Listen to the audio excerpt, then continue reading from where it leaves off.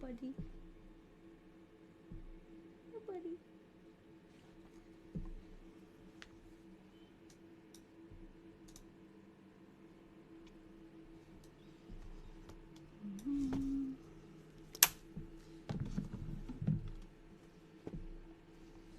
Hello. Whoa. Sorry if that was loud. We have a visitor. He's about to leave, so say hi to him while he's here. Hi, Claude. He's sniffing around looking for food. There's no food there, though. I just fed him. We'll see how long he stays there. I'll get out of his way. Oh, nice. Your favorite part of the week? Mine, too. Yeah, cute little fluffy Claude. He's always the one who comes to visit. Basil hangs out in her lair. Hi, Nikki. How's everyone today? Hey, Penny.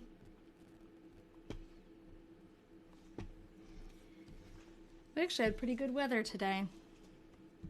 The past couple of days, though, have been horrible. I don't know where I mean, we're all from different places, but around here, there have been horrible storms pretty much all over the U.S., right?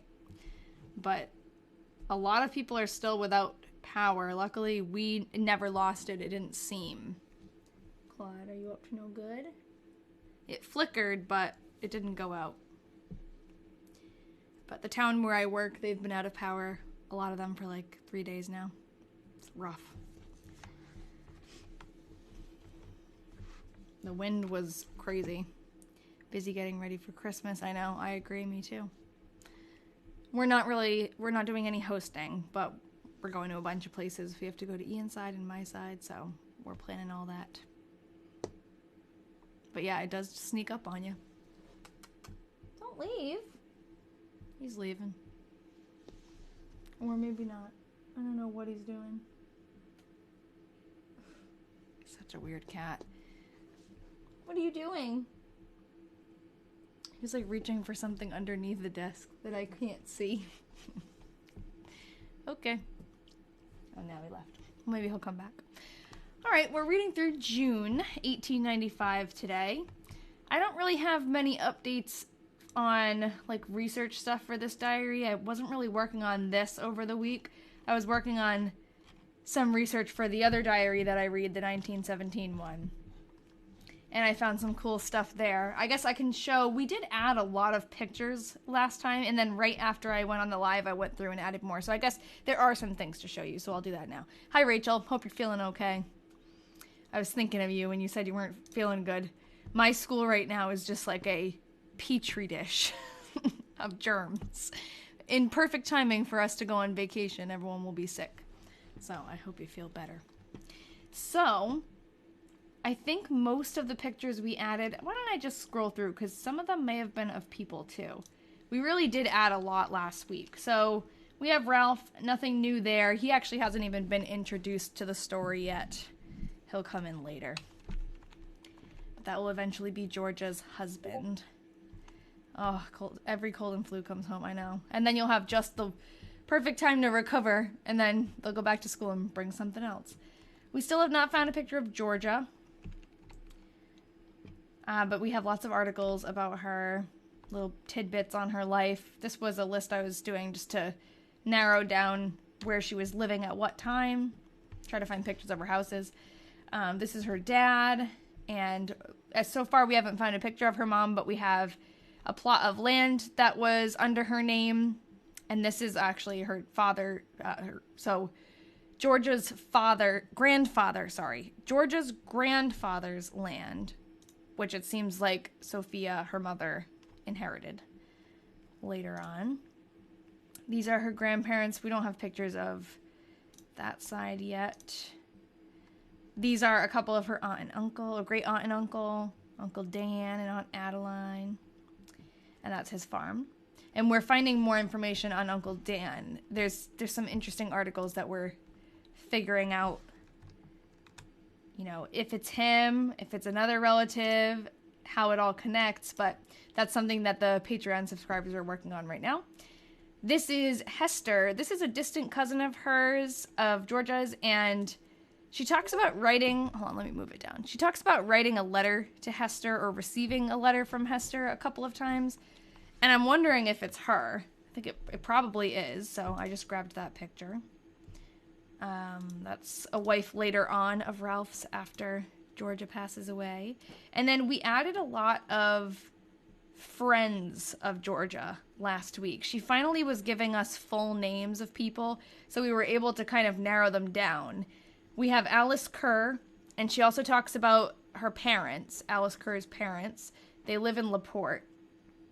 They live in, I think the grandfather lives in Waterloo, LaBar, and the rest of them live in LaPorte. I forget. But we had May Henning, and I think it's her brother, Will. This reverend who officiated Georgia's wedding, and she played piano in his wedding. So we're like trying to figure out what the story is behind them. Good morning. Oh, he didn't get an alert. I'm sorry, Deb.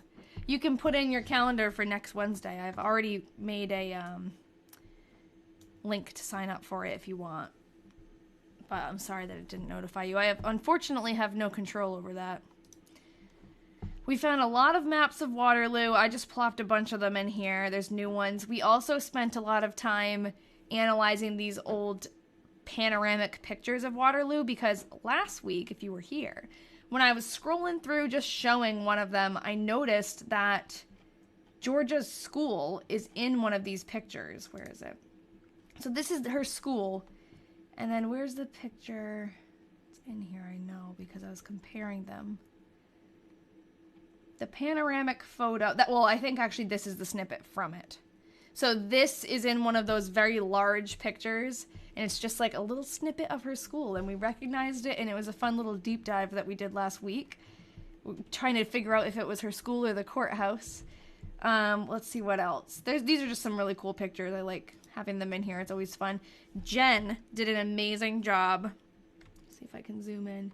Mapping out the streets that were in the picture, and that's how we figured out that this definitely, I mean, it looks like the high school, but the courthouse looked very similar. So this is how we figured out it's definitely that. She mapped out like where everything was. The courthouse is over here. You can see the building is very similar. Amazing. And then she did more too. I think it's in the next couple of slides. So here are more pictures of Waterloo. This one here. How cool is that? This looks like it could be in like a history book. Thank you, Jen, I wrote. I'm going to add an exclamation point. All right, so we have 4th Street, Sycamore Street, 4th Street. Very cool. More cool old pictures. This is a comparison of the views in this picture. We've got so much stuff in here. I love collecting the pictures and the maps. Hi, Micah. We missed you too. Thanks for the follow, Grum. We were having a, is the dress black or blue or white and gold moment? Yeah, that's so true. I know. That's funny. And see, we just needed, like, on the live, it can be very hard to do those kinds of things because it's just, there's so much going on. For me, I mean, I know it's different for you guys, but like for me, my mind's going a mile a minute. So it's hard to narrow things down and take the time that it needs to like actually think about it and prove things. But as soon as we got off, that's when I could actually like sit down and look at things and share them with the group and talk about it. And that's when we were able to like fully prove it. But yeah, Jen is so smart and quick. Jen is so quick.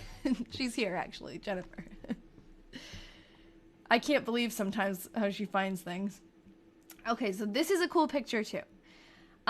This picture is from, we think like the late 1800s, like late 1890s. That's what it seems like fashion-wise. I haven't really analyzed it. I'm not a fashion expert or anything, but I'm sure by looking at the styles, because these are high school students in whatever year this is, I'm sure they were, you know, with the fashion, the latest stuff, because they're younger. So I think we could figure out about what time period this is, and it's very possible that Georgia, or at least people that she knows, are in this photo. And just how cool is that? Because this is her school, and it didn't have many students. So, Kenna, I'm going over what information we have so far now. I was showing all the pictures we had of Waterloo, and now this picture, we don't know what year it's from exactly, but it's possible that George is in this picture.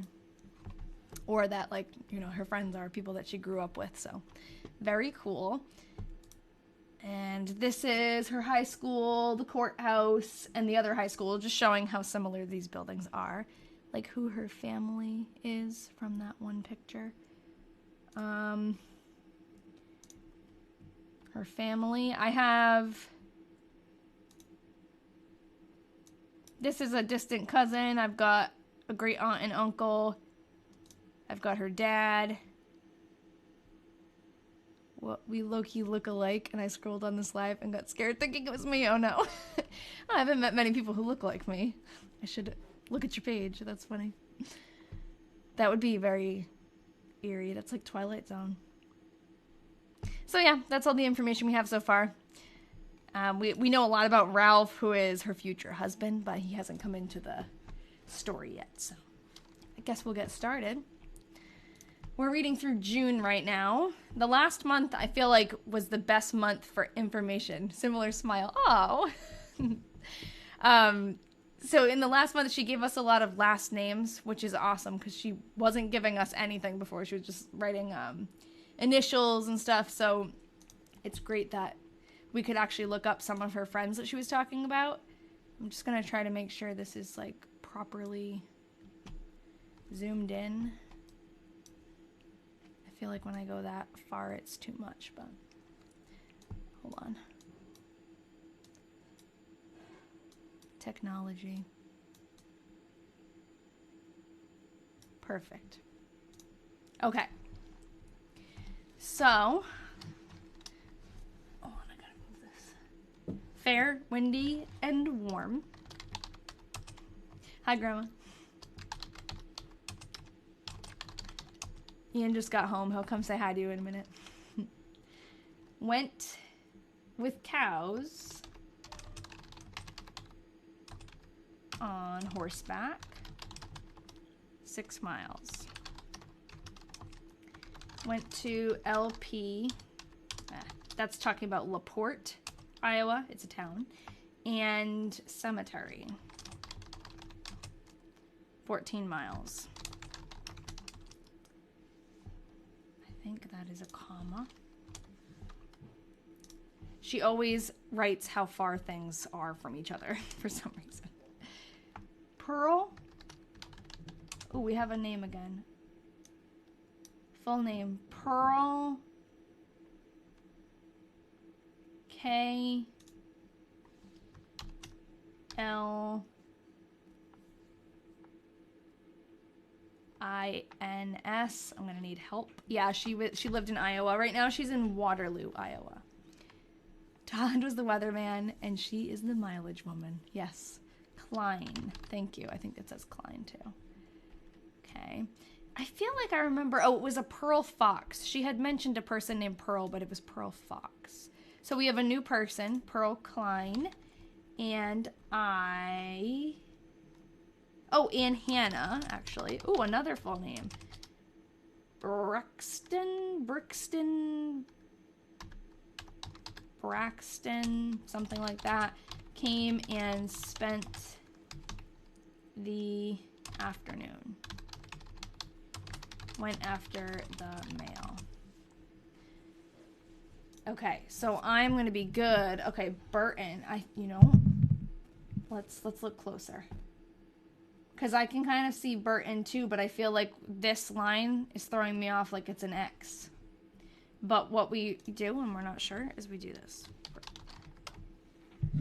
So I'm going to make a list on my phone because I always forget to actually do this. And I'll put this into the Diary Detectives group later so we can look these people up. But I'm sure some of you are going to find them right away. But just in case, it's always nice to have a list. I feel like I was so good with the lists on the Weatherman Diaries and we like tackled everything, and now I'm kind of like slacking on the lists, but that's okay. Things evolve, right? Okay, hold on. I have to adjust this. No. It's like not perfectly, doesn't fit the whole thing. But then when I zoom out, it's too far. Can you see that good enough? Or do I need to fiddle more?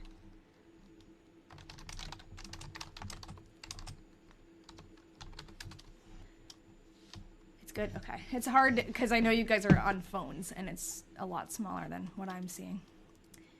Okay. Fair, windy, and warm. Went to SS Sunday school.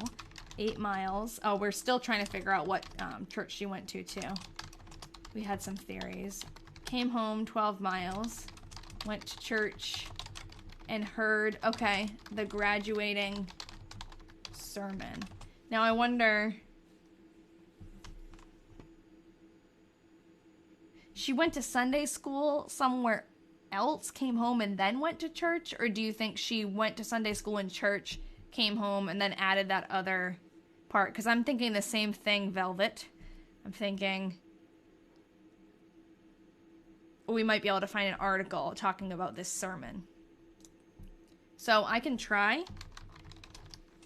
I don't think her school was affiliated with a church, because that's what, with the 1917 diary, it was a private school that she went to, so there were a lot of, like, sermons and things that had to do with the school, and it wasn't necessarily, I don't think, her church that she went to. But, I don't know, it's worth a look, right? So, let's see. But I think, what I was trying to say is, I think her school is a public school, so that wouldn't apply. Okay, so, hold on. June 2nd, 1895. So, we're looking at, like, I hate the way that newspapers.com does the ranges. I can't understand it. So, we're in 1895. I'm going to go to June. Maybe I'll even go back into May, like May 30th to June.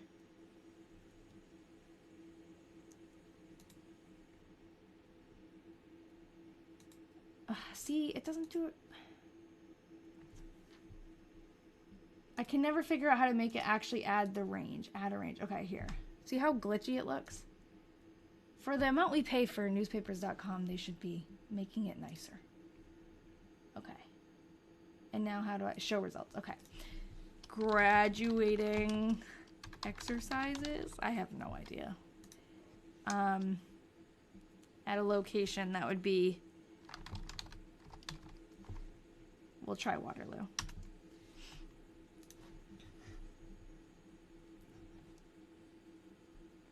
Okay, here we go. Oh.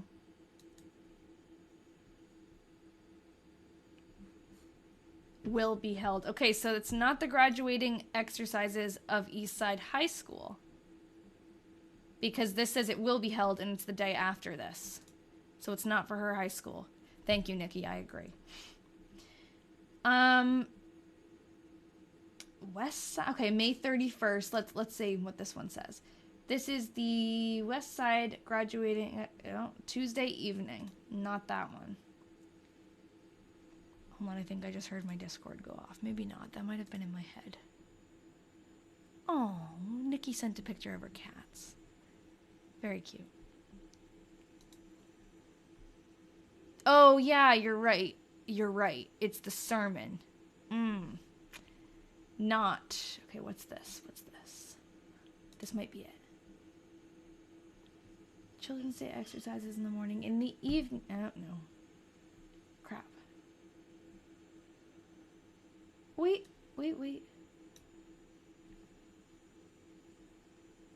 The address will be to the West Side graduating class.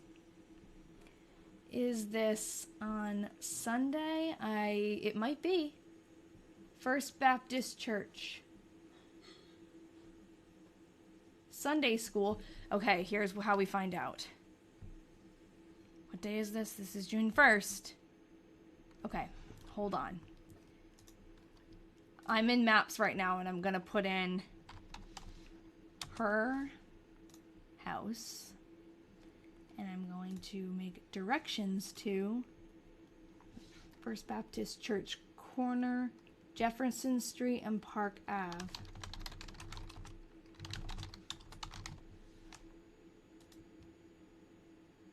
It's only 2 miles away. So that can't be her church. Because her church, she says, is 8 miles. Her Sunday school is 8 miles away, and it's 12 miles back. But this is definitely a step in the right direction. Like, we could continue to look. So I shouldn't look up graduating exercises then. I guess I should look up graduation sermon.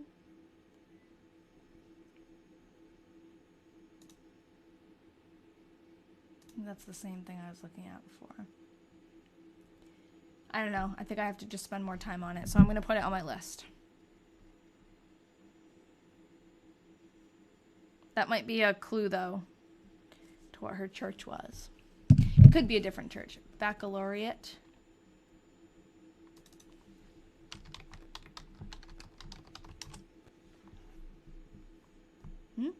Ooh. Hey, this might be it. Grace Church will deliver the baccalaureate sermon to the graduates of Eastside High School at Grace Church next Sunday evening. It is a Sunday. So let me see where... I don't know, though, Grace Church... Is that near? I don't know where that is over here. Oh, again, see, that's... What it's giving me when I search Grace Church is only a mile away. But that could be, like... That could be it, and she could have gone there after. And maybe that's not where she goes for Sunday school. I don't know. We're just going to have to keep looking. But yeah, that's a great thought. Let me actually... There was one more article. Let me look there. Here. Tonight occurs the commencement exercises. Sunday. Yeah. The Grace M.E. Church. Methodist. Oh, and the Reverend Earl does the same for the West Side at the First Baptist Church. I think I already looked that one up. Maybe, let me just go back and see if Grace Methodist Church is different. It also could be a totally different church than before. Because it's been so long. But, hold on, I can't find my place. Okay, what I had looked up was actually, it's called the Grace Fellowship Church. I'm going to look up Grace Methodist Church. I don't think it exists anymore in that any marriage docs that might list religion and narrow it down. I think she is Methodist.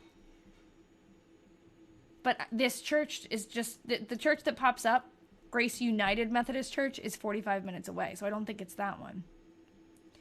So what I need to find is like an CS. I don't know what that means. Grace.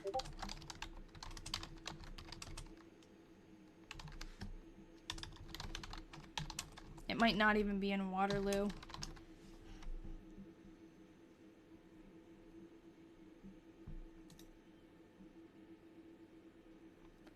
Oh, hold on. Grace Methodist Episcopal Church, also known as Mount Moriah Missionary Baptist Church. Okay, it has a new name. Looking it up.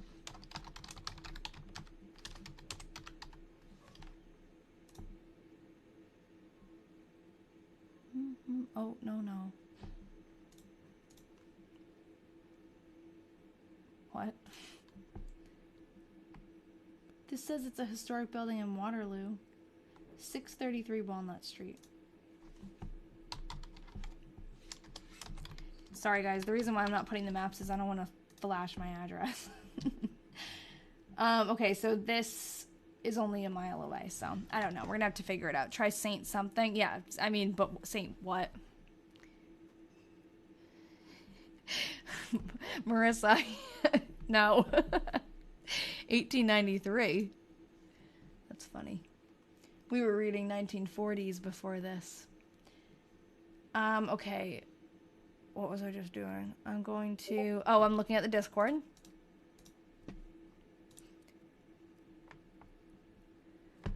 So she wasn't a senior this year. She was actually, I think, a junior.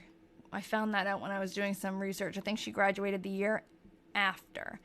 So Jen sent an article about the commencement, and I think... so the First Baptist Church, did I already look that one up? I can't even remember if that was the first one. I know it might not be for her high school. Yeah, so we might just have to dig more, but I'm hoping it would be great if it was her church.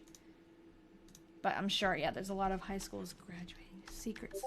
Oh, sorry. SS, we know what that is. SS is Sunday school. Sorry, I didn't realize that's what we were talking about, Ryan. We are talking about... You're new. So we're reading this diary from 1895. And it was written by a woman named Georgia Slippy. Or well, actually, she's not Georgia Slippy yet. She's Georgia Newton, or Georgiana Newton is her full name. And she's 17. This is before she gets married. She's a junior in high school, I guess. I thought she was a senior because she was 17, but I guess she's a junior.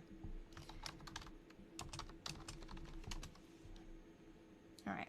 Fair, windy, and warm. No worries, Ryan.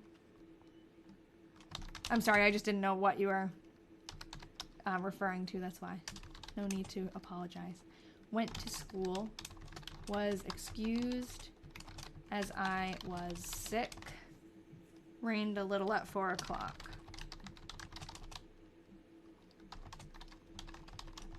This gives you life. Thank you. It gives me life too. That's why I do it. But I'm glad to hear that. It's nice. I really never thought that other people would be interested in this, so it's cool to hear that. Oh, nice. I actually started writing my own diary because of this too. I had always kept one like sporadically, but nothing exactly what you just said, nothing consistent. But now I got one that's a 5-year diary, so it has very small areas every day for you to write, and I find it a lot easier to be more consistent with it. And it's fun because you get to read what you did the year before. And finally, we're coming up on the end of the year. I'll be 2 years full in that diary, which is cool. You started writing in yours again after you joined this a few weeks ago. Oh, that's so fun. I like that it's inspiring you to write. Coolest thing you've seen on TikTok. That's awesome. What a great compliment. Fair, cold, and windy. Went to school. Went downtown. I come on pretty much every Wednesday at 6 p.m. Eastern, and I do this. And this is the second diary that we've read through like this. We did the second series, I guess. We did a series of 3 diaries that was also in Iowa, but it was in the 1940s. And pretty soon those are going to be returned to the great-grandson of the diary writers. So I'm very excited about that. I've photographed them all finally. It took forever to take pictures of all the pages, but we want them just in case we get more diaries. I just want like a copy, you know? Oh, you're in Iowa. Nice, Carrie. Yeah, the diaries will be shipped out there soon. Back to where they belong. Okay, went downtown. Received a letter from Harry and a card from Grandma. Sprinkled a little. I find it funny that she's using the word sprinkled in 1895. I wouldn't have guessed that. Yeah, it was to Todd's family. Yes, yeah. So we finally, after they wrote an article about us in the Cedar Rapids Gazette, Grace King, an awesome reporter for them, wrote an article about us, and we were able to finally connect with Jim, who is Todd's great-grandson, and the diaries. I interviewed him, so if you missed that, you should go to my YouTube page and see. I have like a whole 45-minute interview with him, and he's very interesting. He teaches us a lot about the Delaney's that we never would have known. So definitely interesting. And I'm going to ask him when I send the diaries out, which I'm planning on doing this week. hopefully, you know, when I have time off from my job, because I'm a teacher, so I have like a week off, I'm going to send them out, package them up nice. Hopefully, when he gets them, he'll agree to go on like a video call and we can see him open them. That would be really cool. Or at least, you know, share his thoughts about it. But I think he's very excited. Sprinkled a little in the afternoon. Wrote a letter to Kate. And these diaries actually came basically from that last project, because when they wrote that article about us, someone else from Iowa read the article and remembered that they had these diaries that they weren't doing anything with, and he donated them to us. So that's where these came from. There's 6 of them. Fair, warm, and windy. She said that. Oh, I guess she said fair, cold, and windy the day before, but went to school. Took Janine? You think that says Janine? Oh my gosh, did you just hear Claude run down the stairs? I'm gonna say Janine. Yeah, okay, thanks, Penny. And went to the park. Put a capital P. 6 miles. Went to an entertainment at Parsons Music Hall. So that's something. That's cool, because we can figure out where Parsons Music Hall is, first of all. But we can also look up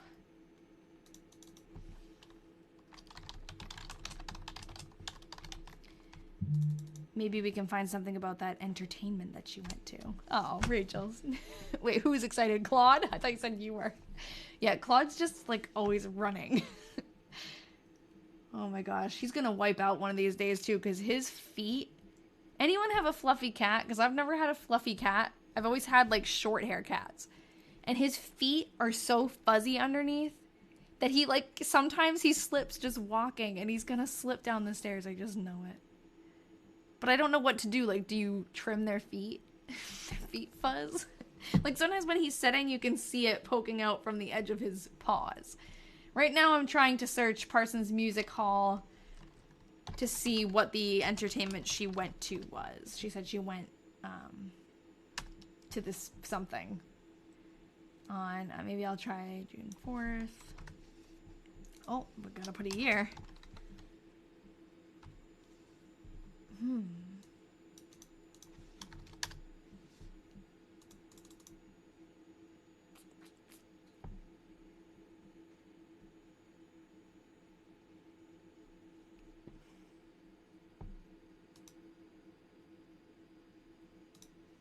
Okay, June. Maybe I'll just do like June.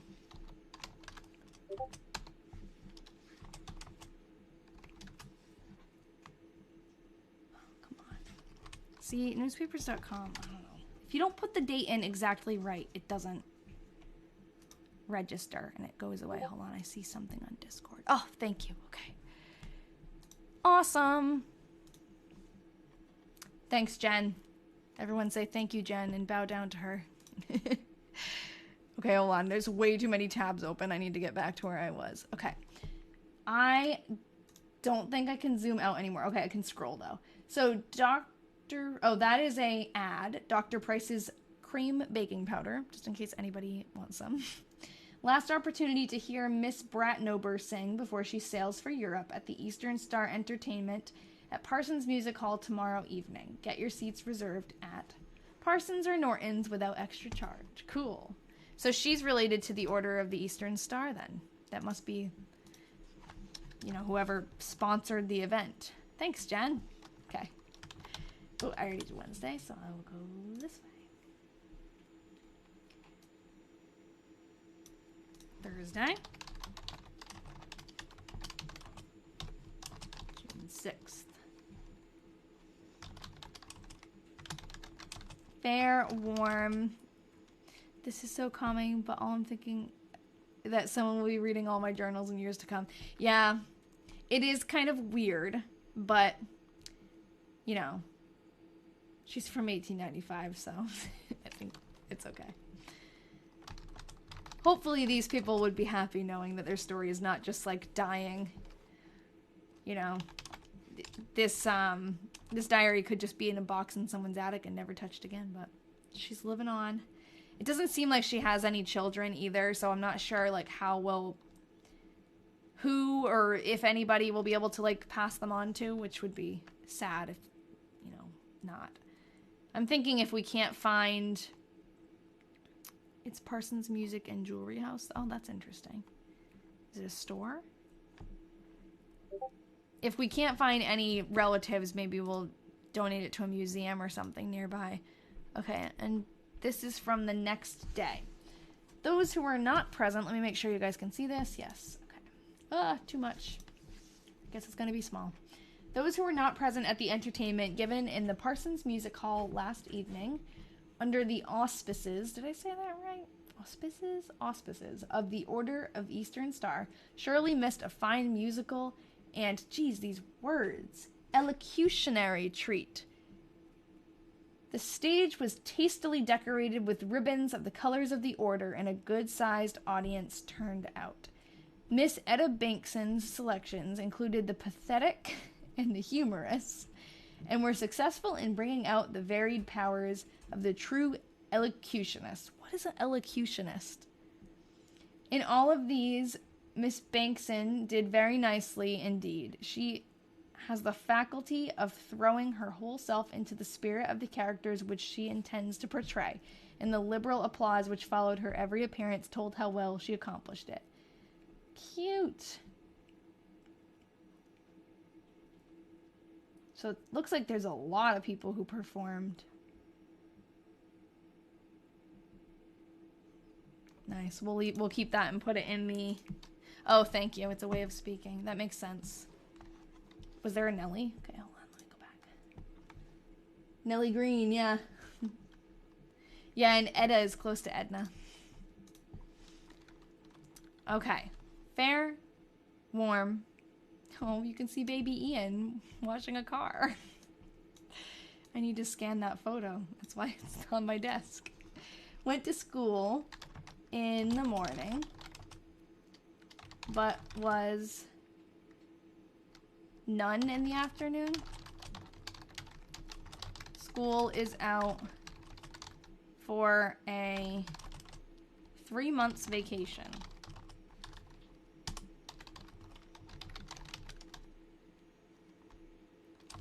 Went downtown. Wonder what she'll do during the summer. And up to Mary's. Went to Grandpa's. 12 miles. Went after the mail.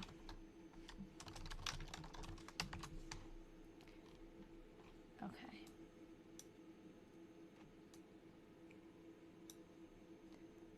Trying to get it so you guys can see. Okay.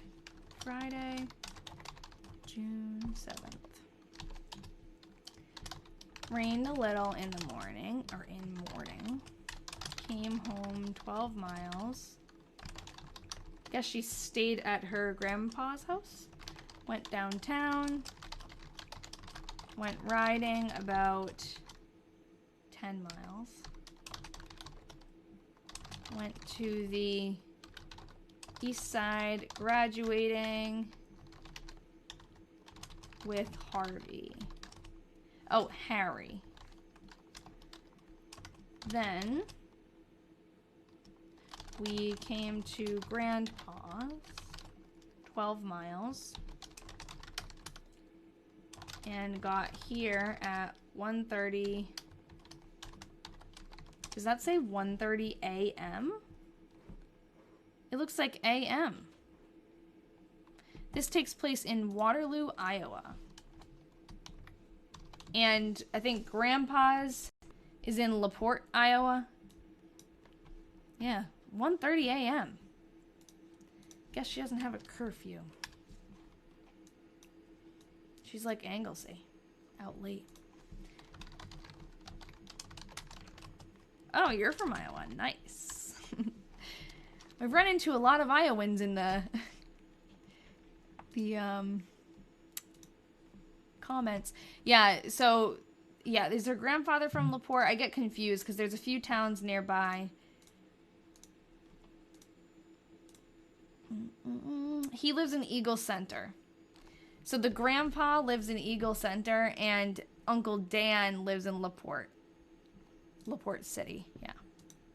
But right now she lives in Waterloo. Yeah, I know. I know. The weird magnetization to Iowa. It's nice though. Moving on to a new story was hard because we were so like entranced with the weatherman. So it's kind of nice that it's linked in some way. And the weatherman, Todd Delaney, was actually born the same year that her future husband was. So that's pretty cool. They have that crossover too. And her future husband, Ralph, is actually a weatherman. Like, he actually studies the weather. Eagle Center is south of Waterloo. Yeah. Yeah, I know. Well, I mean, I guess I know. We have a map. But did you ever figure out why she was writing to her mom? No, I never did. We never figured out, like, why she wasn't in the same place as her mom, or I don't know. I heard the Discord go off. Let me check it. Sometimes I don't hear it, though. I think it might be... Okay, here. Jen sent Eastside graduation celebration. Thank you.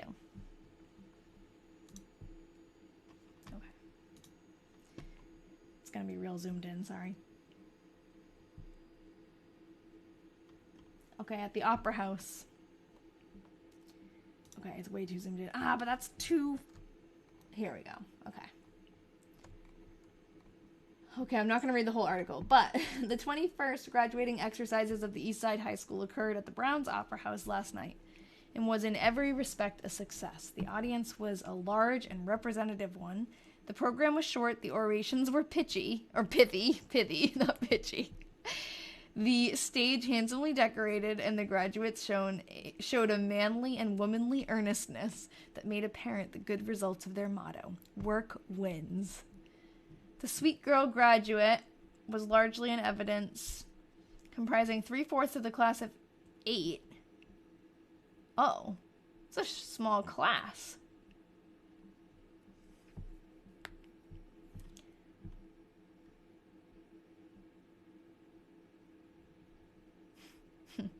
Began with the President's Address on Womanly Women by Nellie Heinberg. One sentence. Ooh. Women's greatest university is the home.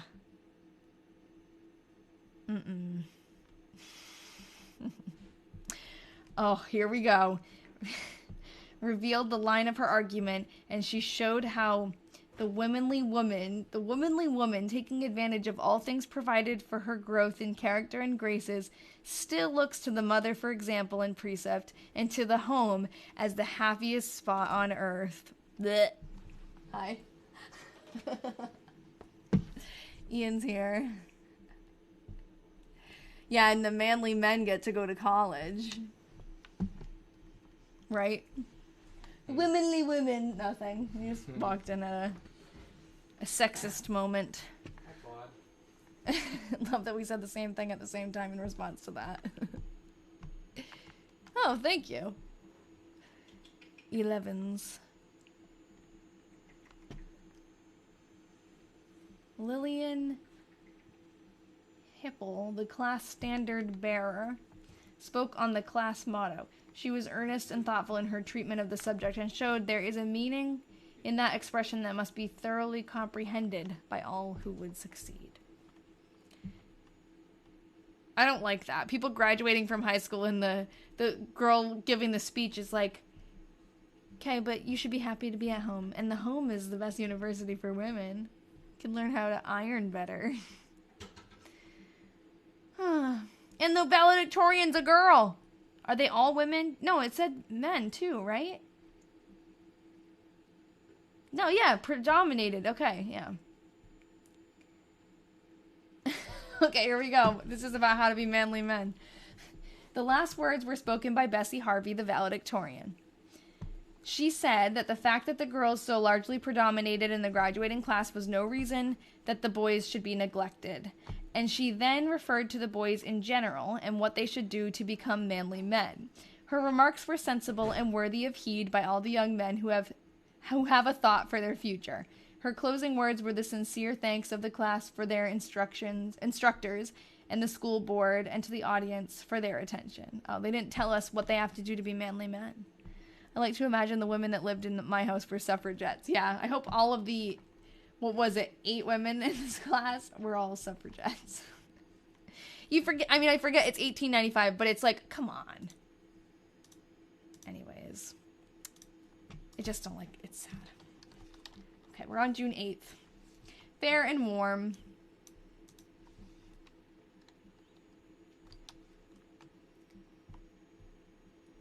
Sorry, I'm distracted because I'm reading ahead and I don't know what that next sentence says. Fair and warm. Went to... That doesn't look like it says... Sunday School SS. It doesn't look like it says... Oh, it's EC, Eagle Center. I think. Just got your power. Did you miss anything important? We've just been kind of like starting to read June and nothing too crazy. But I was talking in the beginning about the storms this week. A lot of people who I work with still don't have power. There were 8 people in the class, 6 women and 2... Okay, 6 women and 2 men. That's crazy. And yet they still didn't get any, like, praise. They said your place is in the home. What are they gonna, like, all marry the 2 men? That's a small class compared to the photo. Yeah, so the photo that I think is from the 1890s said it was the junior and senior seminar. So yeah, but it's still, yeah, it seems like too many people. Or junior and senior assembly. Maybe it's from multiple schools. It says Eastside High School, but maybe it's from multiple schools. Or I know that Anglesey, the other diary that I read, she had like her school had multiple junior and senior years. So there was like senior 1 and senior 2. So that's possible too, that's like more, like maybe just the labeling of it is different and there were more students in that group. I don't know. Went after cows on horseback. 6 miles. Helped do the work. A little. She's probably talking about farm work there. Yeah, a lot of the people, like, I don't teach in the town that I work, and in the town that I work, most people lost power, and most people were without it for, like, some of them still don't have it. Oh, that's why that looked weird, because I didn't write June.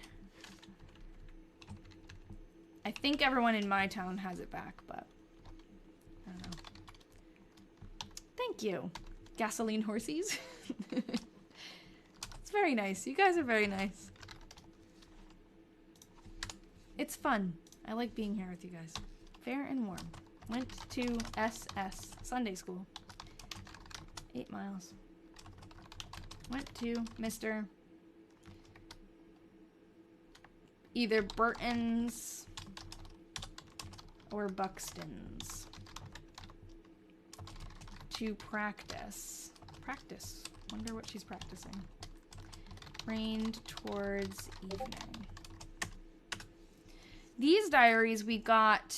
Oh, yeah, you had tornadoes in Tennessee. I hope you're okay and everyone you love and know is okay, because that's scary. What was I just saying? Oh, I was saying we got these diaries. They were donated to us because we read through another set of diaries from Iowa, and it ended up we had an article written about the project.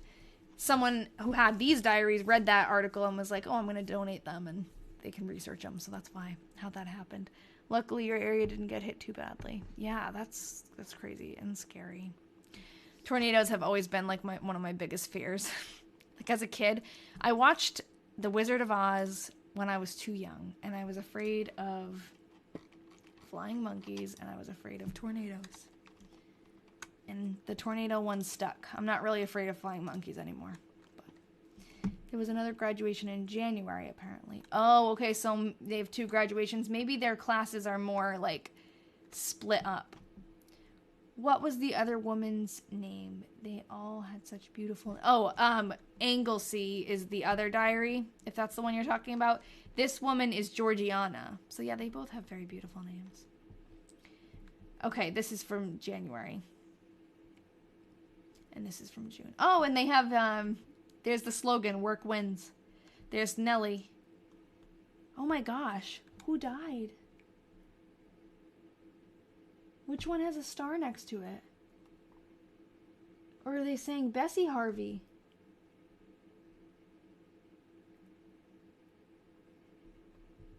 Man. Well, I wonder if...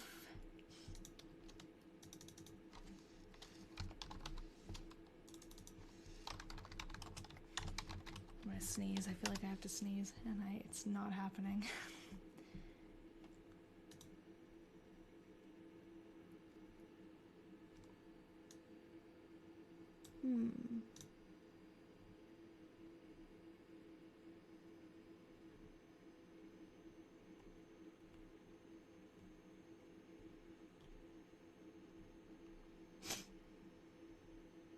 Oh, the last words were spoken by Bessie Harvey, so it wasn't. What was the most interesting thing you've found while reading these old diaries? I can show you. Hold on, take a pause. In this diary, which I just always like have out when I'm doing this, this is the 1917 diary that started my whole hobby of this, because I found it at an estate sale and started to like read it just because I thought it was cool. I've always collected old stuff, and I realized there are all these things pasted in the back of the diary with the writer's name on it, and inside the back of the diary. So I started to like look up the writer because I saw her name on stuff, and it turns out she's a pretty well-off socialite in Brooklyn. But in this little envelope here, she has a tiny little book. This is the coolest thing I found for sure. And this is like her high school schedule from 1917. It's very cool. But in this little book, she has the names of all of the boys. Hold on, I gotta open it. Hold it up. It's gonna be kind of blurry, I bet, but hold on, let me put this down. She has the name of all the boys that she went on dates with and went to dances with listed in here. I have a video about it where I show it more in depth, because obviously like the camera here is not picking it up. I don't know though, it's like buried in my TikTok by now, but if you go to my YouTube page, it might be easier to find, because I think you can search YouTube a little bit better, and there's a playlist that's a little more organized and easy to scroll through on YouTube. But the video is on TikTok and it's on YouTube, but yeah, it's really cool. That's the coolest thing I found. Oh yeah. So, and then the other thing is Edna and Nellie. In the 1940s diaries that we were reading, we kind of like uncovered a secret same-sex relationship that was going on, which like in 1943, when we read the diaries from, like, it's, you know, that wasn't something that was really widely accepted. And it turns out that we, like, all of our hunches were correct, and they were actually together, the two women. And, you know, the rest of the family didn't approve, but the mother and father of Edna, who was one of the women, you know, they let their daughter be herself, and it was like, it was really cool. It was very heartwarming. But in that interview that I do with Jim Delaney, the great-grandson of the diary writer, oh, I didn't see that there was an Edna listed. I love that. In that interview, he talks about it, and it was definitely like, we don't know this because we only read the diary from one person's perspective, or two, I guess, in their case, because the wife and the husband were both writing. We don't know, like, the outer workings of the whole family, and there was so much beef about them being together, and, like, a bunch of other things, too, but that was, like, a very big point of contention in the family. Okay, June 10th, rained all day, helped wash and do the work. So I guess my favorite thing to find is when I find something that's like seems modern in an old, yes, they were roommates. Something that seems like it doesn't even, like, doesn't belong in 1895 or doesn't belong in 1917. Like, you don't think of a girl from 1917 keeping a little black book with all of her dates. And she was like, you know, for someone who's in a time period where she's expected to just grow up, become a woman, get married, have kids, like, do the womanly stuff. She's very, like, I can pick who I want. I could, like, she knows that all of the men want her, and she knows she has power over them, and it kind of, like, I love it.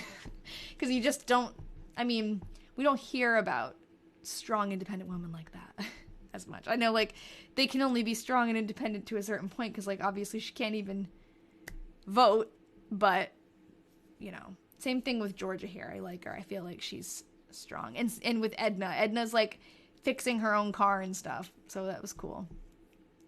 Yes, I think both of the writers that we've read have beautiful handwriting. Anglesey and Georgia here.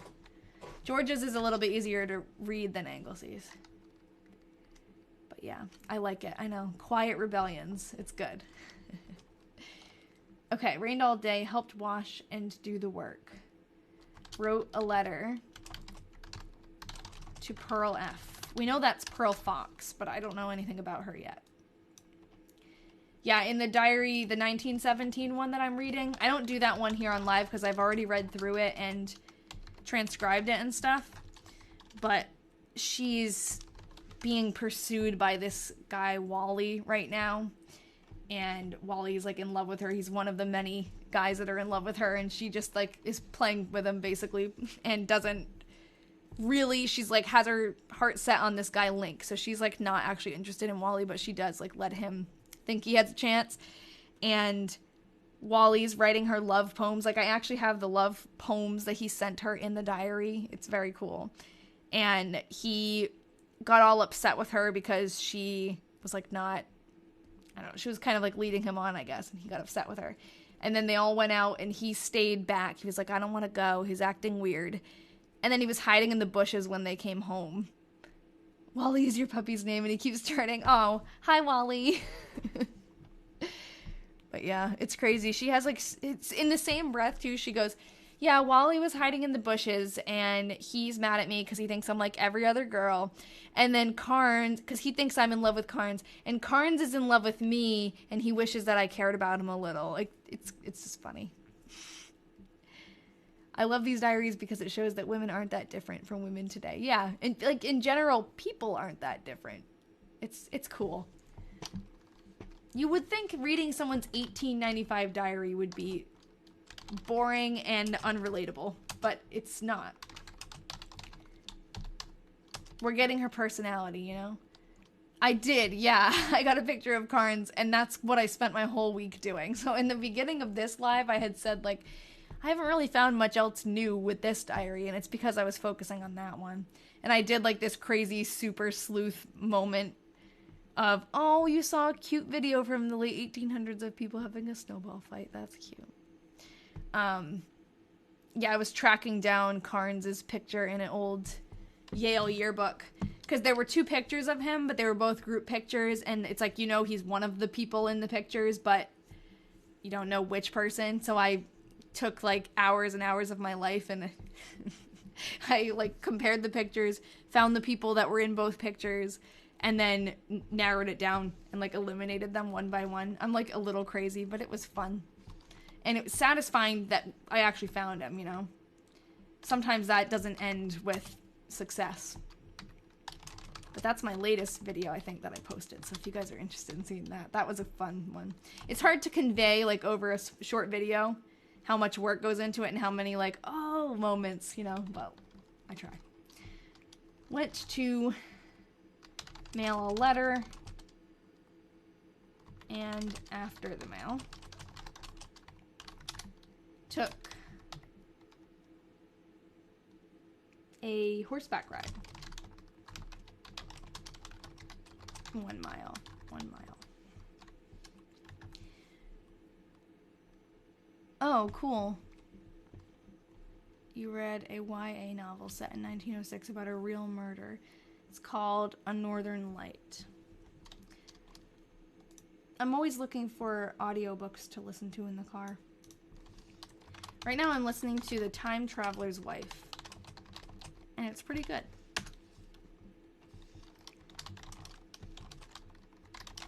Fair and warm. Went soliciting as not to have... What? Went soliciting as not to have saloons? I'm pretty sure that's what that says. Am I crazy? The person in this diary right now is about 17. Etta came and called. Oh, okay. Yes. Thank you, Rachel. Yes. Like political stuff, protesting. Is there a P in there? Went soliciting as no, I think that's part of the G. It does look like it would be a P, but I think it's the G that extends down and interferes. I think that makes sense. They're protesting having saloons, like probably against liquor. Etta came and called. The girls came to practice for Children's Day. Pretty sure I saw something about Children's Day in one of those articles. Yes, we read a diary written by a man last time. And that was an interesting story because he actually suffered from a stroke halfway through the diary and then wasn't writing for months, and then his wife picked up for him, and then he ended up passing away in the next diary. So we followed the last couple of years of his life and then a couple of years after he passed. So that was a very interesting journey. Went to the store. And those are the diaries that are being returned to his great-grandson now, who didn't know they existed, so very cool. I mean, he knew that his great-grandparents existed, but he didn't know the diaries existed.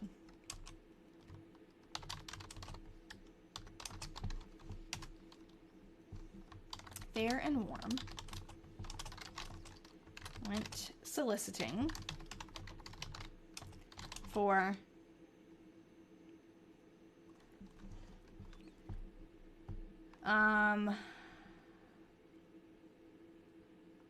something again.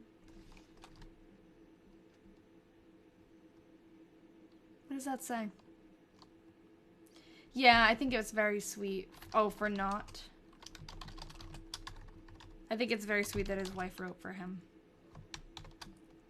26 miles.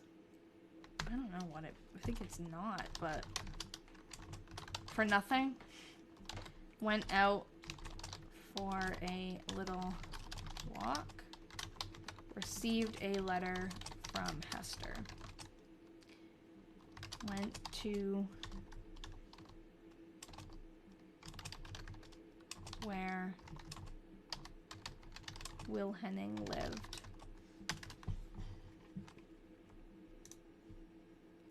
I think when she's talking about Hester, this might be the person she's talking about. This is one of her cousins, like distant cousins. I don't even know what her actual relationship to her is because it's so hard to tell with family trees. I find it very confusing. Like second cousins, whatever, but she's related to her.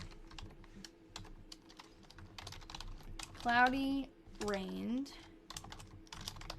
All different ways. The question was, how do we find photos of them? That one, I think Erin was the one who found that picture. It was in the tree in Ancestry, and I'm not sure where she found it, but it may have already been uploaded onto Ancestry. A lot of the pictures that I find, this is loading, so hold on. A lot of the pictures that I find are from Ancestry, and luckily people just upload them.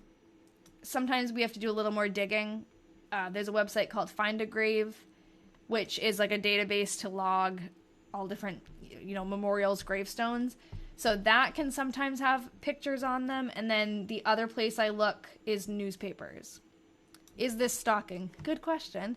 I think it's, I don't know. Because they're not alive anymore, so I don't think it's that big of a deal. And all this stuff is just on the internet, so... Yeah, I mean, it's historical stalking. But, I mean, people do that all the time when they're researching, so... I don't know. It's a gray area. Went to Waterloo and back. 24 miles. Yes, exactly, research. Went downtown... I think if I found someone's diary that was, like, from now, that would be stalking. Went to LP. To the graduating... I guess I just automatically typed graduation, graduating, and back. Good questions, Dreamy. What was the oldest diary you read? This is actually the oldest diary that I've read. This one, the 1895.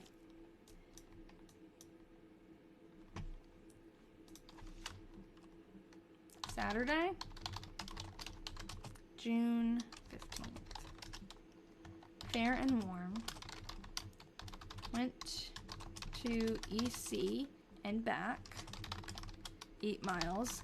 So she's talking about Eagle Center there. Eagle Center is a town nearby to where she lives. And I've got a couple of, I think, maps of Eagle Center. That's LaPorte. Hold on. I have one map of Eagle Center. And her grandfather lived, let's see if I can see it. It's very small. Here.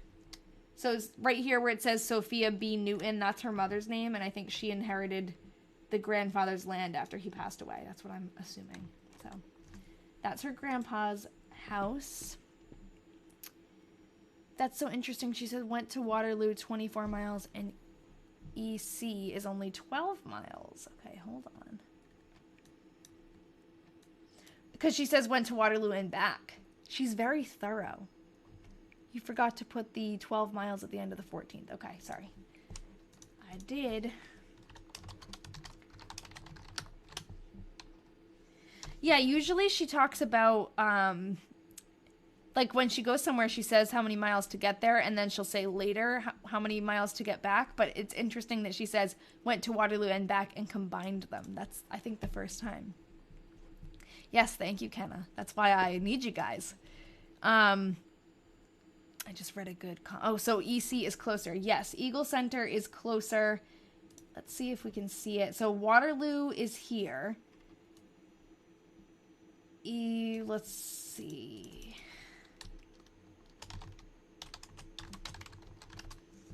Eagle Center is here. And then LaPorte is over here. So they're almost like lateral, but Eagle Center is closer than LaPorte because she's got to go down and sideways, or, you know. This is more like a straight shot.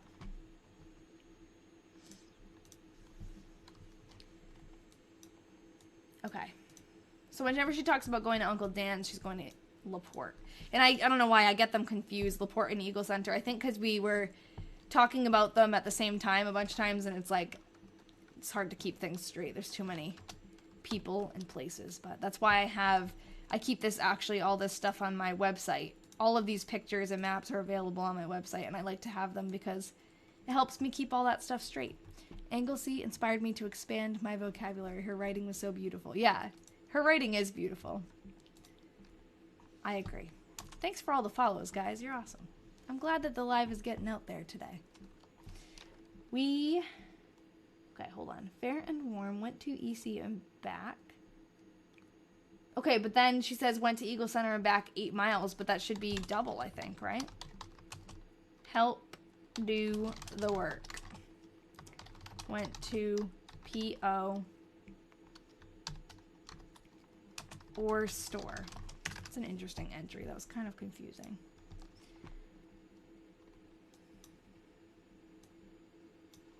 Okay. Fair and warm. Went to... oh, someone had asked me a while ago in the chat, I remember now, if I do this for fun or if it's my job. I do it for fun. Went to EC as it was Children's Day. 8 miles. Went down to Uncle Dan's. So Uncle Dan's is in LaPorte. And played and sang in the afternoon. Came home. 12 miles. I wonder if she played and sang in, like, a performance. She played the piano.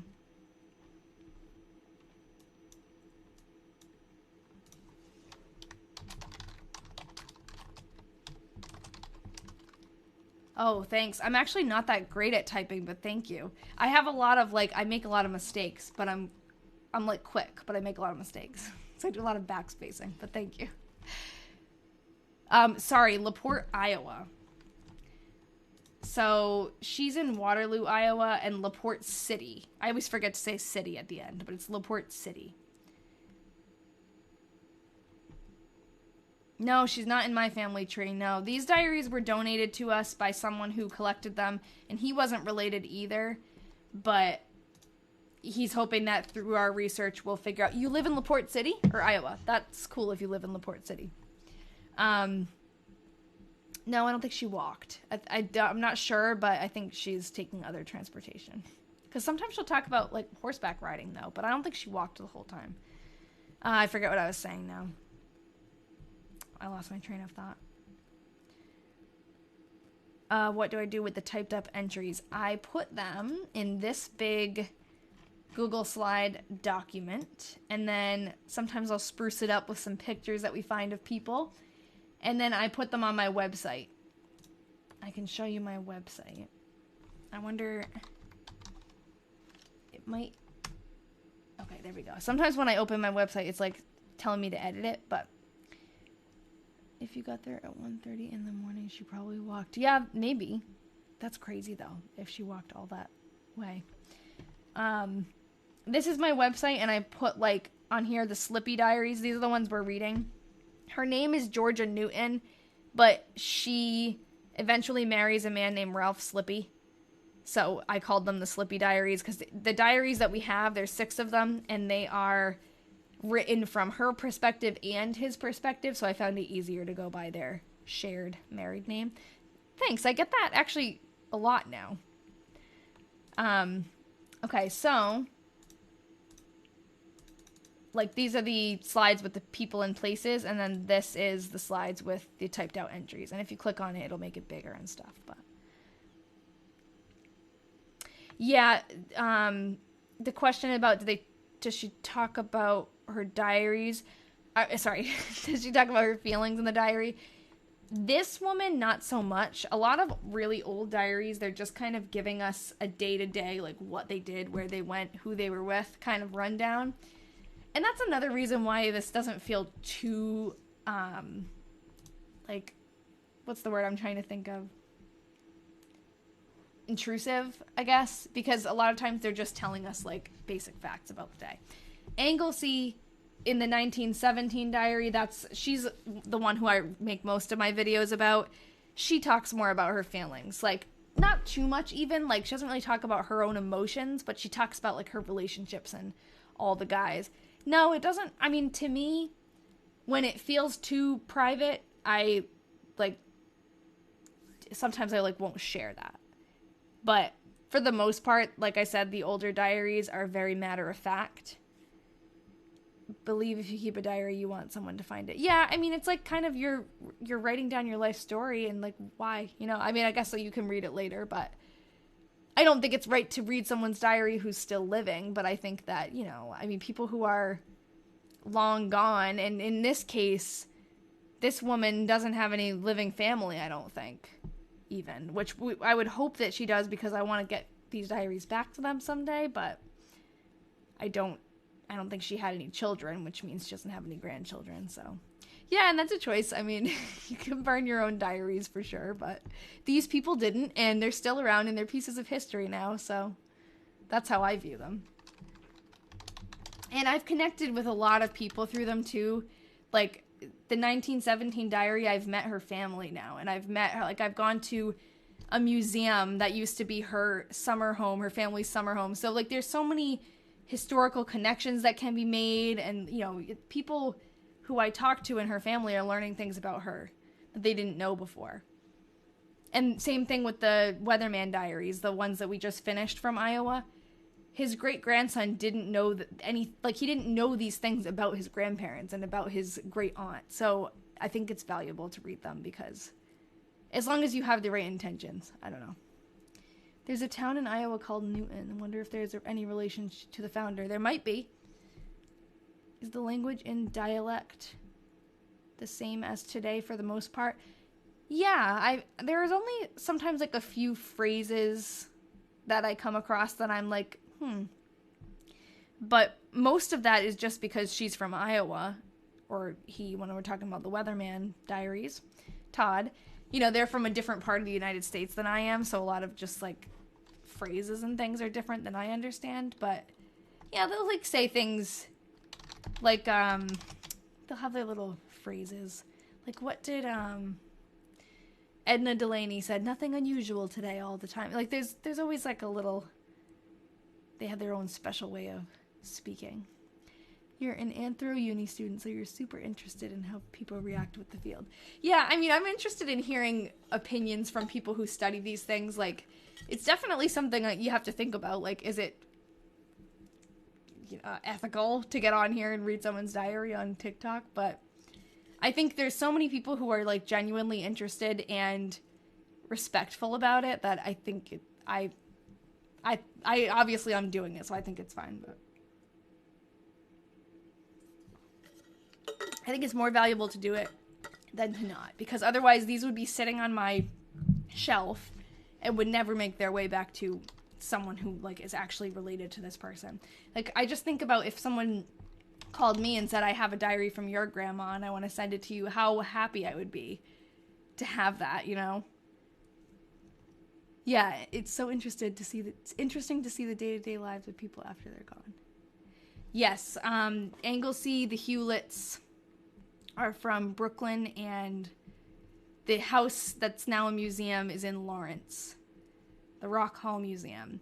Over the summer, I did a presentation there about the diary at the museum, like in the same room that Anglesey, who wrote the diary, got married in. So it was just like a very surreal experience. And thank you, Manda. Is the person who's writing this diary wealthy? Unclear at the moment. I think she's wealthy to a point. I'm just not sure to what level. Anglesey, the other diary, was definitely like very wealthy, and she was in the higher social set. She's like in the newspaper all the time. Everything she does, every dance she attends, her name's in the newspaper, but I don't think Georgia here is at that same level, but it's hard to tell. Yeah, established but not social elite. That's a good way to put it. I'm not sure, but that's kind of what the hunch I'm getting to. You still have your high school notes from the 1990s. They were in a safe. You haven't read them in years. That would be interesting just to read through yourself. I like the diary that I do because it's a 5-year diary and you fill out something every day and then you make your way through again and there's another space for the next year, but you can read what you wrote last year. So I like that because I'll forget all those little things that I do day to day, And then when I'm writing it, I'll be like, oh, this was the time of year that I did this. It doesn't seem like a year ago already, Yeah. Yeah, and I used to keep like a journal, but it felt forced and it felt like I felt pressure when I started to write something that I had to write a lot. So the smaller areas in the 5-year diary I find a lot less intimidating because it's just like a tiny little space that you fill in. And I haven't asked yet, Rachel, if Jim keeps one. I don't think I asked him in the interview. I think that was one of the things where it was amazing. He just like talked at me for 2 hours and I had to narrow it down. So I didn't really get as many questions in as I had planned. I had a whole list and I was all nervous and it was amazing. He just spilled his guts. But when I do another interview with him, because he definitely wants to come back, when I go on with him again and maybe he'll open up the diaries on the next video chat, that would be cool. I'll ask him about that. But he did say that a lot of the family members did keep diaries, including Edna. My nephew and myself are doing our family tree and we would love to have a diary. Yeah, right? It's cool. Rained in the morning, done the work, and helped wash. My aunt says she has something written by my grandfather, my Portuguese grandfather. And it was something like I think she said it was like an autobiography or it's not like a full book. I don't think like it's something short or like a family, some kind of like family history thing. Like it has to do with his life or something, but it's in Portuguese and she has to find it. She doesn't know where it is, but like I would love to get it translated. Went downtown. Oh no, hold on, sorry. Done the work and helped wash. Went downtown. Went down to Mary's. And downtown again. You volunteered in high school helping catalog letters from the 1800s. The juicy stuff you read. I love that. I'm jealous of you. Jealous. Oh, okay, so here's an example. Someone, I don't know if they're still here, but someone was asking me before, like, doesn't it feel too private or intimate? And I said, like, you know, when it does, I won't share that, you know, if it's really, you know, too much. And there was a love triangle and it was clear one was favorite. Yikes. That's like Anglesy's diary. Like, she always, Link is her number one all the time. So I have this stack of letters from, oh yeah, you're Portuguese? I'm half Portuguese. I have this stack of letters from World War II. And it's between a newlywed husband and wife. And there's like, so my friend got them for me for my birthday. It was like the best birthday present. And we started to look through them. We haven't like read through all of them yet. And it will take months to read through all of them, but we're poking around and we found a couple that I'm like, oh, okay, if I share this stuff, I can't share this. This is like, feels too private. So that answers that question, but I know that question was asked like a half an hour ago, so that person's probably long gone. But fair and warm, went downtown, ironed. Yeah, hopefully I'll have to text my aunt and see if she found that. It's probably just like buried. And how do you get these letters and diaries, or are they given from museums? Well, all different places. The first diary that I read that started my hobby I got from an estate sale. These were donated to our project by someone who read an article about another diary we were reading. The other ones, the 1940s Iowa ones that we read, were from eBay.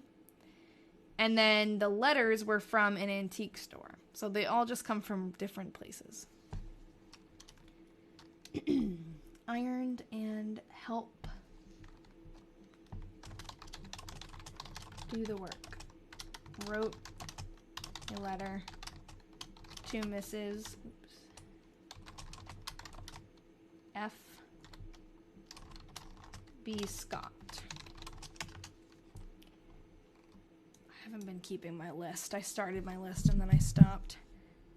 I want to write down F.B. Scott, but I know I'll have to read through it again to see if there's anything else that I missed. I feel like I'm getting a little bit of a cold. I've done so good this year. I'm a teacher, and the past couple of years have been brutal. I did that again. I forgot to write June. I was so sick last year from the end of September all the way through the winter. And it was just like one thing after the other, like just knocking me down. And this year, knock on wood, I haven't had even a cold until now. Now I'm definitely getting a cold. Do modern scanners read cursive? That's a good question. I'm not sure. Probably AI can probably pick up a lot of it, but the diary, the 1917 one, her handwriting is so strange, like it's so different than typical cursive that I think that AI would probably have to learn how to read it and then could, it would have to do like, you'd have to feed it some, I don't know how to, like you'd have to tell it what one thing says so that I can learn how to read it in other things, I guess. I teach art. I teach elementary art. Cursive is witchcraft sometimes. Yeah, sometimes. It's true. Luckily, the past 2 diaries that we've read, they've had very nice handwriting. Like, this is pretty easy to read. There's only a few words every once in a while that I can't read.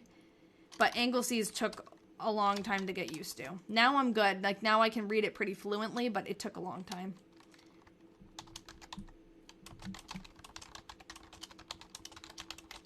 Okay, fair and warm, help do the work. It's interesting that she doesn't say, like, helped. I don't know. She just says, help do the work. Went downtown. Went riding in afternoon and evening. 7 miles. Oh, thank you, Amanda. If you want to come back next week, I'm on at the same time, 6 p.m. on Wednesday. And I have on my TikTok page, you can register. It's free to register. It'll just make sure you get a notification because sometimes it doesn't send them. So I guess that's her way of speaking in the present. Yeah, I guess. But Amanda, have a good night. Thanks for joining us. Thursday, June 20th, 1895. One of my students did that to me today. Like, saluted me. I forget what I was saying. Oh, I said, they were working on a picture. I had them do like a little snowman picture because it was the day before, not the day before break, but it was last art class before break. So I was doing like a little filler lesson. And I said to them, because they were like so into the finishing up and the coloring of it, I said, it's cleanup time. It's normally cleanup time right now, but I promise I'll give you 1 minute, 1 extra minute, if you promise that in 1 minute you actually clean up. Because sometimes they like won't clean up. They just want to keep drawing. So in response to that, the little girl went, and they did. They cleaned up in time. They're funny. Went downtown. Went to the park in evening.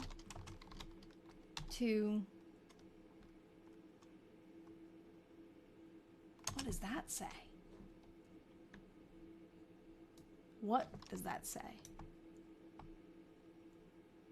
Chanticleer? Since people would get married young in these times, do they talk about courting? This, thank you, Jury 7. This diary, she's not really talked much about courting. She talked about a guy who gave her a gift. Not really much else, but in the other diary, she talks about like a lot of men trying to court her and calling on her and that sort of thing. Went to the park in the evening to Chanticleer. I don't know what that says. Chanticleer? So maybe that's something like... Anyone know what that is? Is it something like an event? I'm gonna do this. What else could it be? I think it's definitely C-H-A-N-T. To chant a... I think that's one word. Oh, yeah, maybe it's an area.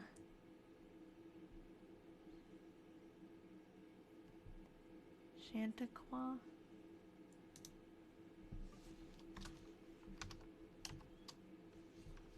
I don't know. I don't really know what I'm looking for here.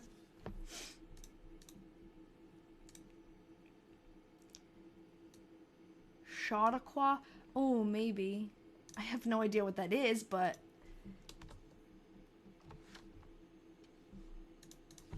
Could it be like another language?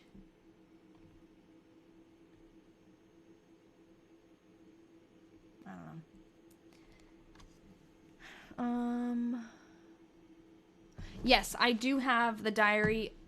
Oh, okay. Okay, I'm gonna look that up. Samalama Bing Bong. Thank you.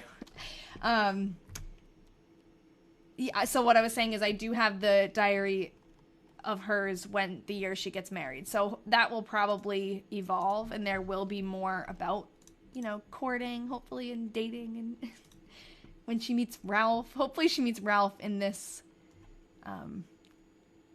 diary. Okay. Sac City, Chautauqua, U.S., Sac City, Iowa, original antique. Okay, so that must be an object that you're sending. If you sent a link, it got rid of the link, so that might be why. But if you Wikipedia Chautauqua, it's a social movement.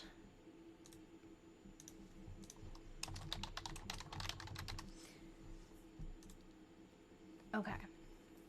Chautauqua is I said that wrong, I'm sure, but is a social movement, an adult education and social movement in the United States that peaked in popularity in the late 19th and early 20th centuries. That would be the perfect time. Chautauqua, I don't know how to say it, assemblies expanded and spread throughout rural America until, look at the picture for rural America, that's funny. It brought entertainment and culture for the whole community with speakers, teachers, musicians, showmen, preachers, and specialists of the day. The most American thing in America. Oh. Okay, that's definitely it. Okay, so did I look it up with the correct spelling?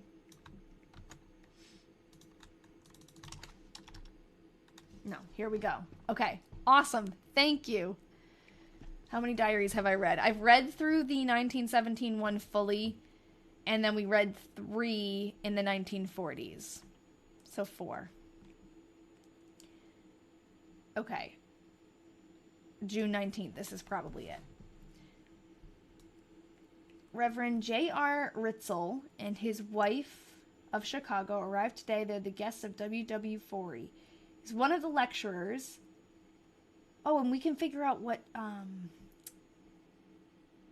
park this is. In the amphitheater. June 24th. This is later. Christ Church. Everything is related to churches. June. So we're looking for like June 20th, about June 21st. Entertainment last night by Autumnal Quartet. The 4th annual session of the Waterloo Chautauqua Assembly opened last evening with a large attendance, much larger than any former opening program. Did that say? Wait, when did it say? Last evening. So this is the one she went to. That's cool.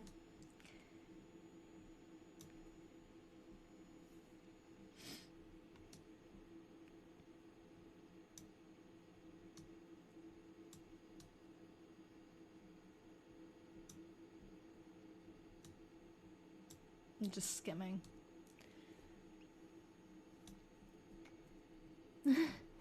Tonight, the Autumnal Quartet and Orchestra will furnish the music, and at 8 o'clock, Honorable C.H. Fraser will lecture upon the novel subject, As Great to Be a Woman as a Man. Wow, what a novel thought, that being a woman isn't that bad. Except it is. Tomorrow will be Traveling Men's Day. Cool. Baseball games. There's like a million things that they... Okay, cool. Okay, I'm going to save that and we'll put that in the slides when I put all of the stuff together. What are you searching on? Well, I don't know. What are we searching about or on? Because we're on newspapers.com. That's where I was just searching. But we were looking up what this was that she was talking about. Chautauqua. That's cool that we figured it out. Because that word was weird. So she went to an amphitheater that was 4 miles away. So we could figure out where exactly that was.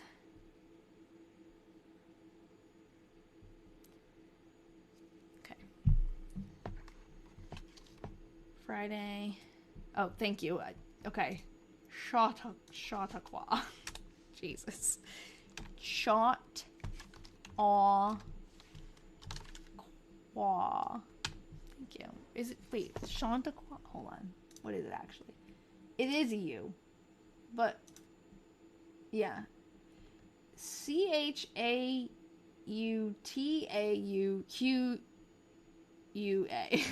Oh boy. No N. Maybe it's a Native American word, yeah. We have a lot of, like, I live in Massachusetts. We have a lot of Native American town names and street names that are, like, actually, I don't think it's in Massachusetts, but what's that big, giant lake name? Sharkagagagamago. It's something like that. And it's crazy long. I think it is in Massachusetts. I'll look it up. It's gonna come up quick. Here it is. This is no, this is not the one I'm talking about. It's Sharkaga, it's like this one. Sharkagagog Manchagagog Chabangangamog. It's very long. My friend used to know how to say it. Okay, anyways, let's get back to business. Friday, June 21st. In Scotland, we have quite crazy names that derive from Gaelic and stuff. Yeah. I know, like Samalama Bing Bong.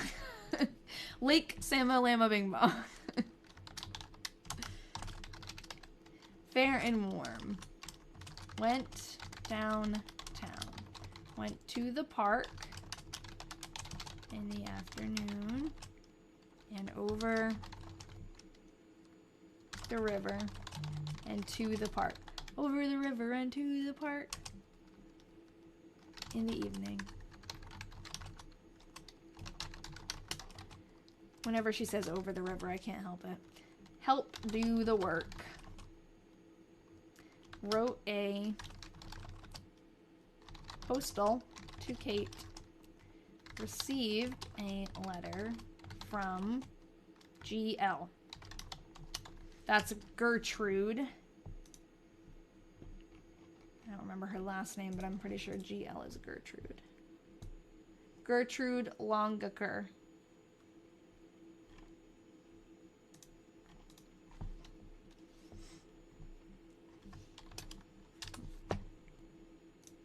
Okay.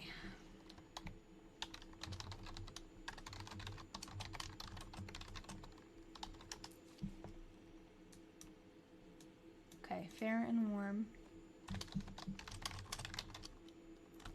Helped do the work. Went to Mary's. Went riding about 5 miles.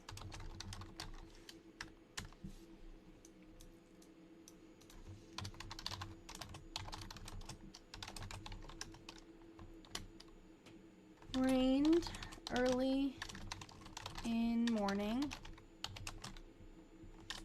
Then it was fair and warm.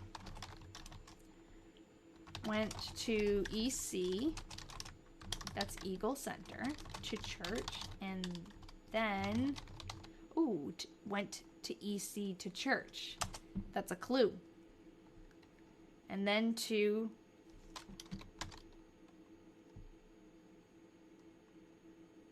Grandpa's. I don't know why that word tripped me up. And back. 27 miles. Okay. So, I wonder, does she go to Eagle Center to church every week? I'm going to put that on my list because maybe if we look at all the clues she's given us with the mileage and the events, maybe we can narrow it down.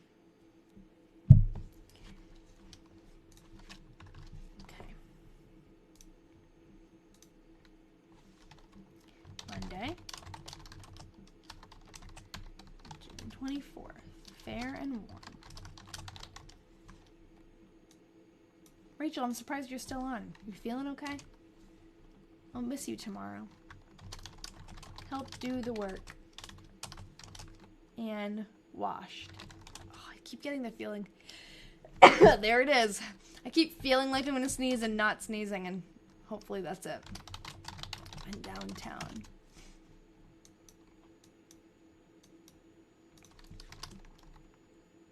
This diary is written by a woman named Georgiana Newton.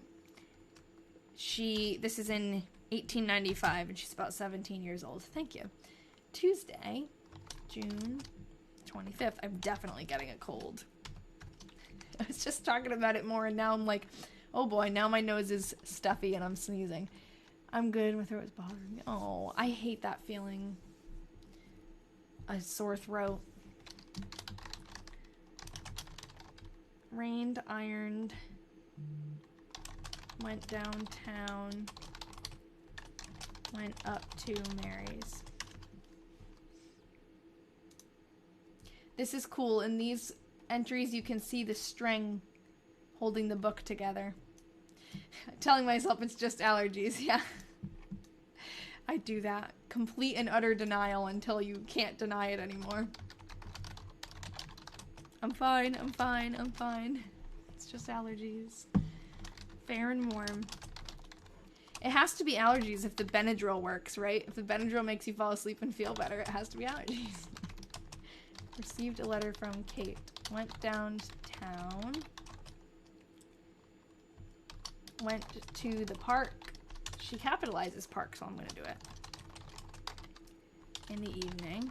4 miles. Okay.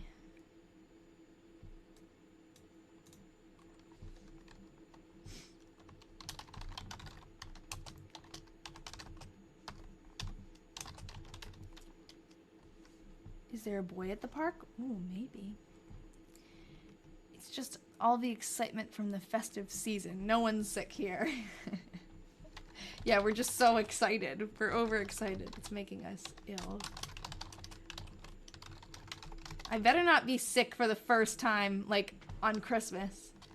I narrowly escaped it on Thanksgiving. Ian was sick the week of Thanksgiving, and he was really sick. And I was like, great, it's coming for me. And it was right at the point where if I got sick, I would have missed Thanksgiving. But it didn't happen. My immune system must be, like, pretty good. Maybe from being a teacher. Maybe I fought it off. Are you celebrating in your new house this year? We are. We're not hosting anything yet, but we definitely have it decorated, and we've got our tree and everything. It's cute. Did I not? I didn't send you guys I'll send you a picture. It looks cute. It's definitely, like, not finished. It'll never be finished, but we still have a lot of work to do. I'm excited to have this next week off, because Ian does too, and we're going to do some house projects that we've been putting off. It's just so hard to get things done when it's cold out and gross, and we only have a day at a time here and there, you know? Over the summer, I cranked out, like, project after project after project, so I'm looking forward to summer again. Yeah, the nutcracker on the shelf, that's Ian's. I guess Ian used to collect them. So he took one from his house, and we have it. Yeah, so I guess, the comment, I would surmise at 17 in 1895 that she would have to work as an adult. That's why I get the vibe that her family is a little bit more well off, because she's not, I don't think she's working, like, for a job. She's, like, doing housework. I know, it's getting dark at 3, that can't help. I started taking vitamin D again because I realized that I'm probably low. May Henning was up to see me. Went downtown. Went to the park. Going to the park a lot now that it's nice outside. I know, it's dark before I even leave work now. It's awful. And I used to stop and I like pass by this cemetery on the way home, and I used to stop and like log the graves and do a little research on my way home just to like make my commute more interesting, and now I can't. Oh, Eagle Center is not even really a town now. I think it was never a big thing. I think it was like a little unincorporated thing, but we have a map of it with a title, so I guess it was more of a village. But yeah, it probably has been absorbed by other towns, huh? Eagle Township. Okay, this is so confusing though because it says Eagle Township, but then it's Eagle Center. Because Eagle Township is a different place. Because when I was looking up Eagle Township, it was giving me the wrong result, and I'm like, no, this is too far away. It's because there's an Eagle Township and an Eagle Center. But I don't know. But that one has her mom's name in it, so that's definitely the right map. Maybe it changed names. Oh, I need a ottoman for my poor legs. Sitting in this desk while I like fall asleep. Fair and warm. Went to the park. Capitol Park. In afternoon and evening also. 8 miles. The folks came up from the country. Oh, they came to go see the big city girl.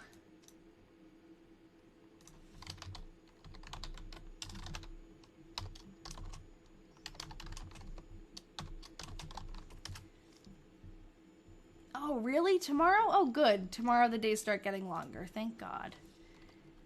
I didn't realize that was already tomorrow. I can't believe December's already, like, done. That's one good thing. December went by very quickly. Folks, could this be Mama? It could be. Maybe, well, maybe if she mentions Mama, we'll know for sure. Because it's true that Mama could be her mom, or it could be someone like her grandmother. Okay, cloudy, warm, went over the river and back. 1 mile. 1 mile. Again. Over. Wait, what? Okay. Cloudy, warm, went over the river and back 1 mile. Again over the river. 1 mile. So particular. Went up to the park and back 4 miles. Maybe she is walking all this way. I mean, this isn't too long, but the 12 miles to walk? I don't know. I know it's a math equation, and I feel like when we were making the jokes a couple of weeks ago about it being like an 1890s Fitbit, I feel like she's like tracking her, if she is walking, she's tracking her exercise. Went home with Grandpa. I feel like she went home with Grandpa. She probably didn't walk home with Grandpa. She spends a lot of time at Grandpa's. All right, one more day. Sunday, June 30th. Fair and warm. Went to SS 8 miles. Went down to Uncle Daniel's. Came home 12 miles. We have a picture of Uncle Daniel. I can end with showing him.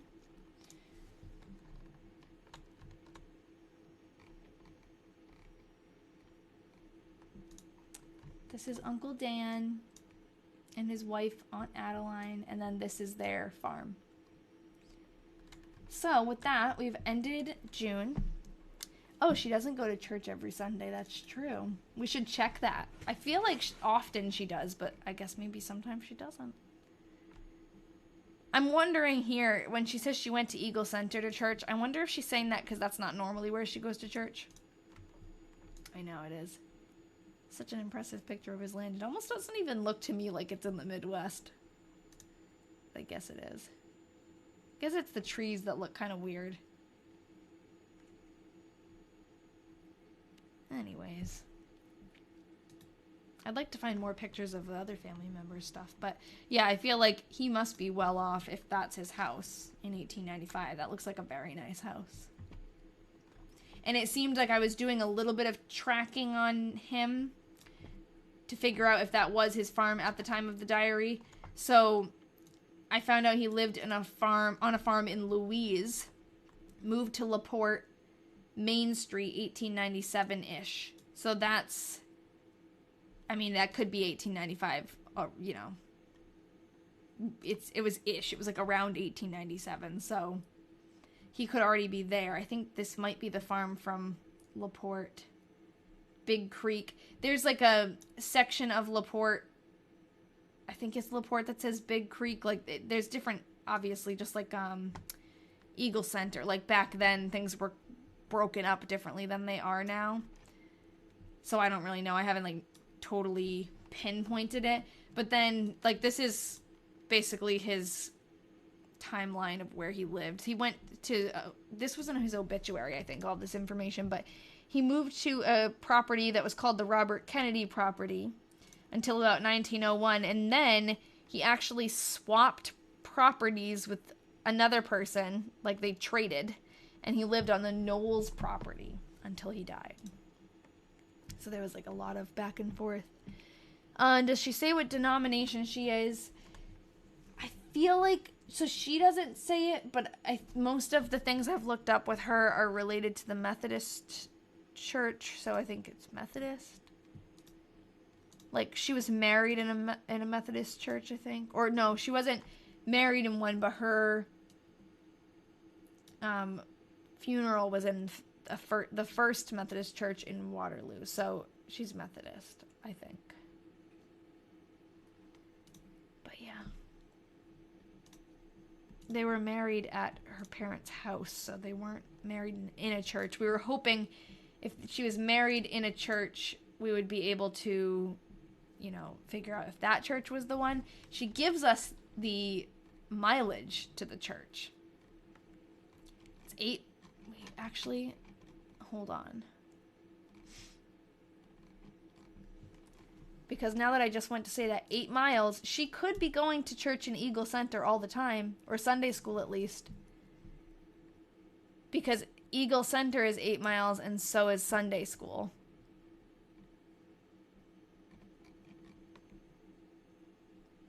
Yeah, we'll have to figure it out. I wonder if this old map of Eagle Center...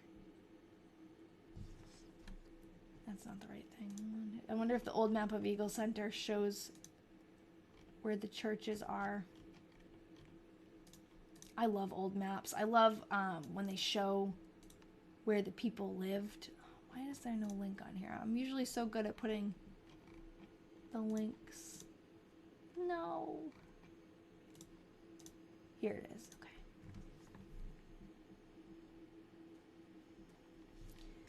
This you can zoom in better. The other one, it would get blurry. Okay, so this is where I think her grandfather lived, because this is... Oh, hold on. What is this? Oh. How am I going to get that ad out of there? Make this bigger. Yeah, I would assume Sunday school and church are in the same place, too. You can just never be sure. So, this here is where her grandfather lived, I think, because this is her mom's name. And I assume her mom inherited the land after. And it looks like a farm, definitely. So let's look around here and see if there's a church nearby. Lots of farms. There's a little downtown area this way. Oh, no, maybe I went past it. Up. Down, somewhere over here. Here. Okay. UBCH, something that maybe that's a Baptist church. St. Joseph's School, Mount Carmel Church. Mount Carmel Church. I wonder what kind of church that is.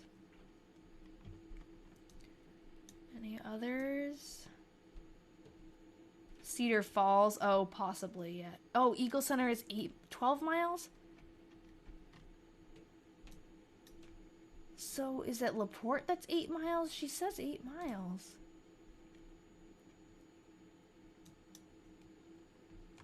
Hold on, let me look on my map.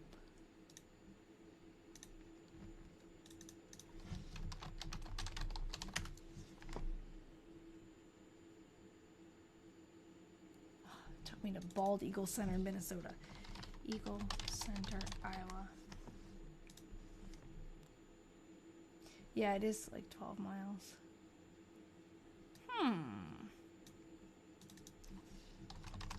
Well, she talks about whenever she says she goes to Grandpa, she says 8 miles. I think, right? Or no, she says 12 miles, doesn't she? But when she goes to church, she says 8 miles.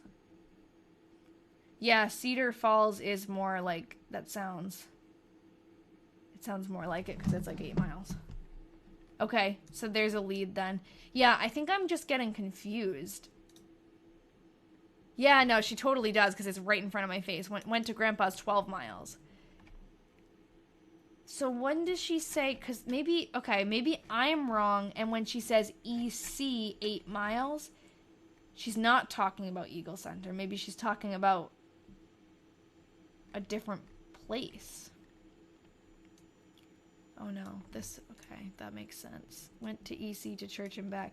So what am I getting confused about? I don't know. I'm getting something all mixed up in my brain. Let's see, every mention of EC.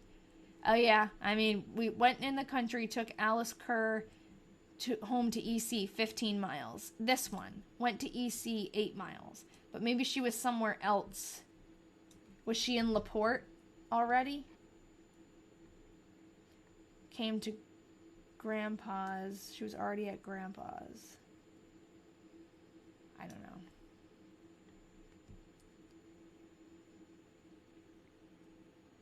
Went to EC and back 8 miles. Went to EC as it was Children's Day, 8 miles. EC is 8, Grandpa's is 12. Yeah, but what the heck is... Oh, Mount Carmel is Catholic. Okay, so that's probably not... Maybe she lives closer to the EC side of town. Yeah, I don't know. Yeah, maybe... I don't know how big Eagle Center is, but I don't think it's... Yeah, maybe it's a few miles. Let me look at...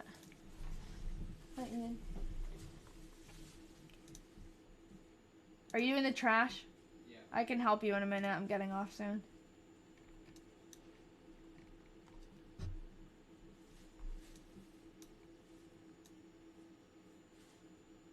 What was I was just doing something. I was trying to figure out, do we have street names on here? We, like, don't. But if we can figure out where the schoolhouse and the creamery is, we could probably figure out about where her grandfather's house was and see if that's... Let's see. Are we at Eagle Center? Have you looked up Children's Day in 1895? No, I haven't. It seems like it's all over. I've seen the name Children's Day when we were doing research about it, but I should look up more specifically. Like when she mentions going somewhere for Children's Day, we could probably find an article about it. Okay, is this Eagle Center like... What's this? Oh, here. Mount Carmel. Let's orient ourselves. Get this out of here. And then after this, I'll log off. So here is the church. I gotta go to... Too many tabs. Oh, it's not one of these. It's one of these. Okay. Let's see if I can... I don't know if I can add a window if I'm already streaming. I don't think I can. Okay, so I'm just going to have to flip back and forth. But let's see if we can do this. Mount Carmel Church, school number 6, cemetery. Okay, that's the school. Is that the Mount Carmel Church with the cemetery behind it? I think that's kind of what I was seeing. Yeah. And then this was a school. Okay, so this is the orientation. What's next to it? Farm. There's so much farmland. Oh my goodness. It's like so remote. Should we do a street view?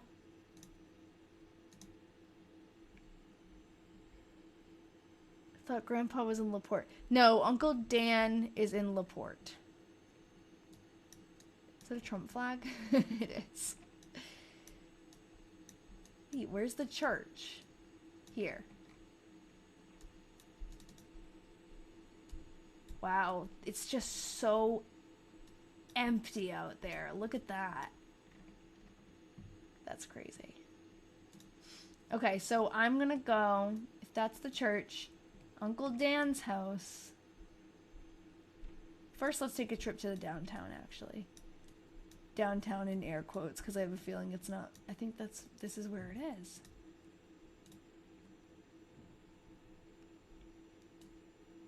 It's just a house. No, I don't know if this is the little downtown area. Oh my god, that looks like an old building. Maybe that's not what I was looking at before, but hold on. Let me do what I was actually trying to do. So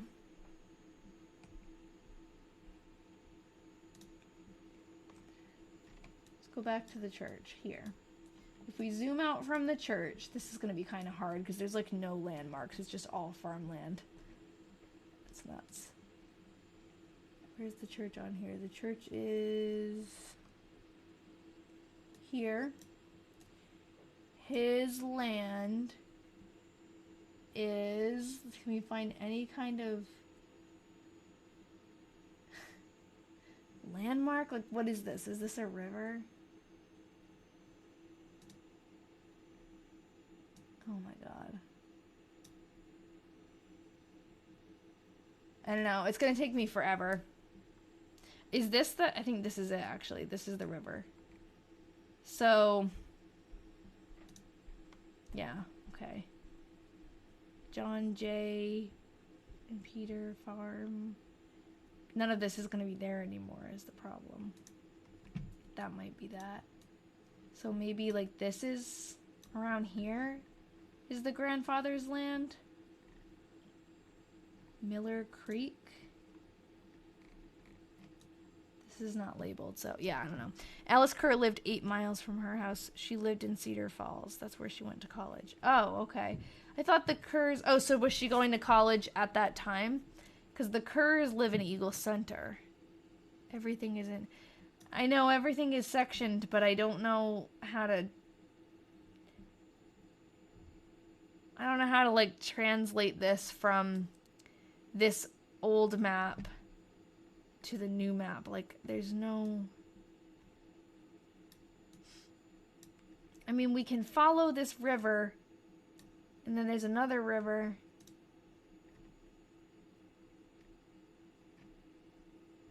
Which might be this and this, maybe? Oh, and there's some lakes. I don't see those. I don't know. Does that map show latitude and longitude? I don't know. Is that latitude and longitude up there? Yeah, okay, that was smart. So, what do we got? Like, is that 47 point? No, a little bit higher. 48.81. Is that what that is? Oh, no, I haven't heard of that site. I'm going to look that up, though. 48.86. Let's look up. Is that, like, the actual latitude and longitude, or is it just a number they're making up? 49.55. Okay, 49.55. Is that how latitude and longitude is usually entered? I'm sorry, I'm an idiot, but... What did I just say? 49... point...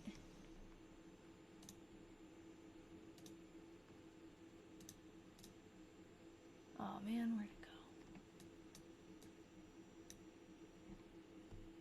5, 4. Yeah, we have a Sophia Newton. It's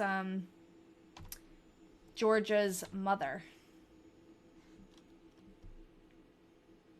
Yeah, this doesn't sound right because it's, yeah, latitude and longitude is like the degrees. 40, oh wait. 42. Yeah, it's just gonna stay the same. 42. I don't know. I don't think this is working. Yes, I guess this is her mom's land.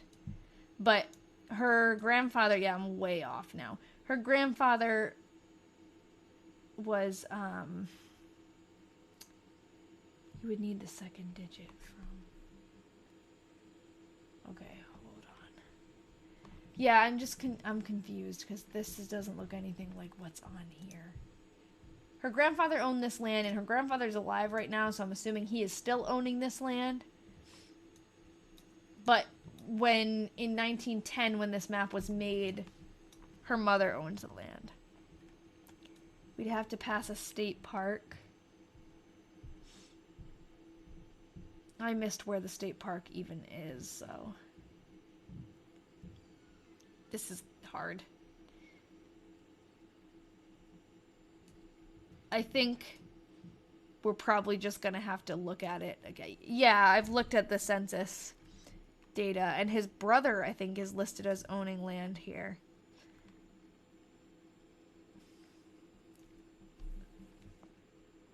Okay. Well, I'll add it to the list. We'll do it in the Diary Detectives group. And then next week we'll have an answer for you. But my brain stops working at this time of night, so. She mentions woods. The woods 8 miles away. Oh, okay, so that you think she's going to the state park. I know. I need, like, a big monitor, because what I have now is this small. I mean, it's not that small, but it's too small for this. And I'm, like, zooming in and reaching over it, and you can't keep two things open at once. Ian has, like, a really big monitor over there, and I want to use it, but it's a lot to get hooked up onto his desk. So hopefully I'll invest in one soon, because I do. I need, like, a giant screen. Take it, yeah. I'll just appropriate it. He uses it all the time, though. I'm afraid to pick it up. I don't want to break it. Well, anyways, thanks, guys. This was fun. I already made the link for next week on my TikTok. You can register on it. So you could, if you go to my page, you can see that it says live event today.